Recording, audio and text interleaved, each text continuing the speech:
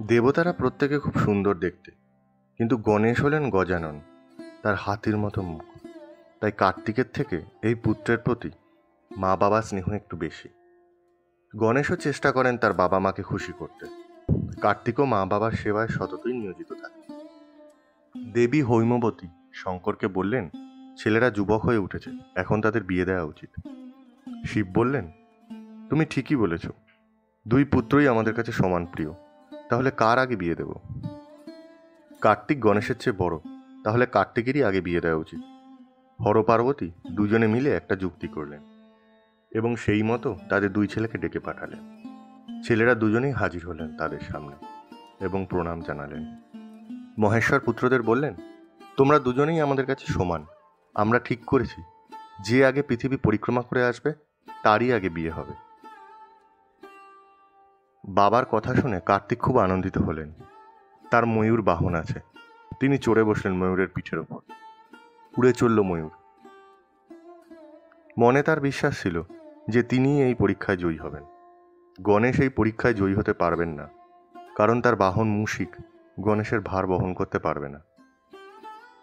তাকে বই নিয়ে যাবে কি করে, আর নিয়ে গেলেও কতটুকু নিয়ে যাবে? গণেশ চিন্তিত হয়ে পড়লেন। ভাবলেন, বাবা মার এই নিয়মে দাদারই জয় হবে, আমার দ্বারা এই কাজ সম্ভব নয়।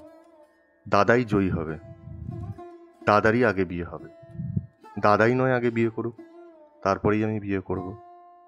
আমার বাহন তো আমাকে নিয়ে চলতেই পারবে না, আর যদি হেঁটে যেতে যাই তাহলে তো হাঁপিয়ে পড়ব। গণেশ এইসব ভেবে বিষণ্ণ হয়ে পড়লেন। তারপর তার মনে পড়ল শাস্ত্রের কথা। পিতামাতার চরণ পূজা করে প্রদক্ষিণ করলে সমগ্র পৃথিবী প্রদক্ষিণের ফল লাভ হয়। এই কথা ভেবে তিনি মনে মনে প্রফুল্লিত হলেন। যথাবিধি স্নান করে পিতামাতাকে একটি পবিত্র আসনে বসিয়ে ভক্তিভরে আনন্দের সঙ্গে পূজা করলেন।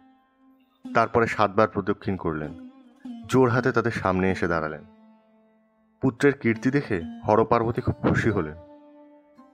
তারপরে গণেশ বললেন, হে পিত, হে মাত, আপনারা বলেছিলেন যে আগে পৃথিবী প্রদক্ষিণ করবে তার আগে বিয়ে দেবেন, তাহলে আমার বিয়ের ব্যবস্থা করুন। শঙ্কর গণেশের সব কথা শুনলেন। বললেন, তুমি তো নিয়ম পালন করনি, তাহলে কি করে তোমায় আগে বিয়ে দেব? তুমি আগে পৃথিবী প্রদক্ষিণ করে এসো।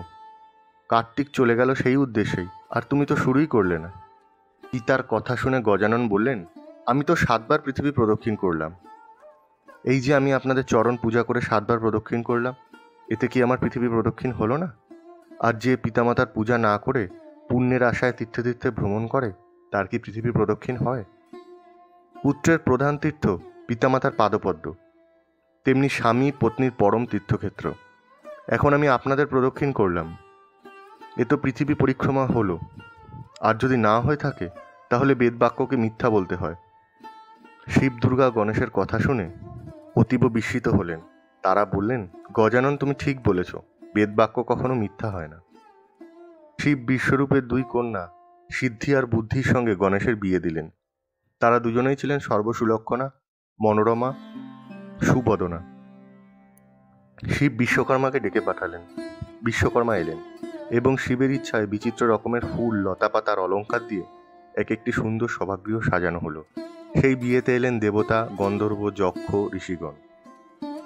তারপরে সেখানে সিদ্ধি ও বুদ্ধিকে আনা হলো শুভক্ষণে।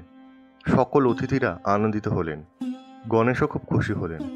কিছুদিন পরে সিদ্ধির গর্ভে জন্ম নিল লক্ষ্য এবং বুদ্ধির গর্ভে জন্ম নিল লাভ নামে পুত্র। গণেশের 2 পুত্রের জন্ম হলো। এভাবে গজাননের সংসার জীবন মহানন্দে কাটতে লাগলো। এদিকে সারা পৃথিবী ঘুরে কার্তিক এলেন কৈলাসে। কার্তিককে ডেকে নারদ জানালেন যে গণেশের বিয়ে হয়ে গেছে। তোমাকে পৃথিবী প্রদক্ষিণের ছলে দূরে পাঠিয়ে দিয়ে তোমার বাবা মা তার প্রিয় পুত্র গণেশের বিয়ে দিয়ে দিয়েছেন। বিশ্বরূপের 2 কন্যাকে গণেশ বিয়ে করে খুব সুখী আছে। বর্তমানে তার 2টি সন্তানও হয়েছে। আর তুমি এত কষ্ট করে পৃথিবী ঘুরে এলে, বাবা মা অন্যায় করলে কি করবে নিজে? অন্যের কথা আর কি বলবো, মা যদি ছেলের মুখে বিষ তুলে দেয়, বাবা যদি ছেলেকে বিক্রি করে, আর রাজা যদি সব চুরি করে নেয়, তাহলে কার কাছে গিয়ে প্রতিবাদ করবে? দেখো সরানন, যারা তোমার সঙ্গে এমন ব্যবহার করেছে তাদের মুখ দেখা উচিত নয়। আমি তোমাকে সব বললাম, এবার তোমার যা ইচ্ছা তাই করো। নারদের কথা শুনে কার্তিক খুব দুঃখ পেলেন। তারপরে রেগে গিয়ে হর পার্বতীকে প্রণাম করলেন এবং চলে গেলেন ক্রৌঞ্চ পর্বতের কাছে। হরগৌরী ছেলেকে চলে যেতে দেখে তারা ডাকতে লাগলেন, তুমি এইমাত্র পৃথিবী প্রদক্ষিণ করে এসেছো, এখন তোমার বিবাহ দেব, কিন্তু তুমি আমাদের কিছু না বলে চলে যাচ্ছ কেন? তখন কার্তিক রেগে গিয়ে বললেন, আমাকে আপনারা ছল করে পৃথিবী পরিক্রমা করতে পাঠিয়ে দিয়ে গণেশের বিয়ে দিয়ে দিলেন। এই কথা বলেই কার্তিক চলে গেলেন ক্রৌঞ্চ পর্বতে, সেখানেই রয়ে গেলেন। পিতামাতার উপর রাগ করে আর বিয়েই করলেন না, সেই জন্য তার এক নাম হলো কুমার। শাস্ত্রে আছে, কার্তিকী পূর্ণিমার কৃত্তিকা নক্ষত্রে কুমারকে দর্শন করলে সর্বপাপ নষ্ট হয় আর সকল অভীষ্ট সিদ্ধ হয়।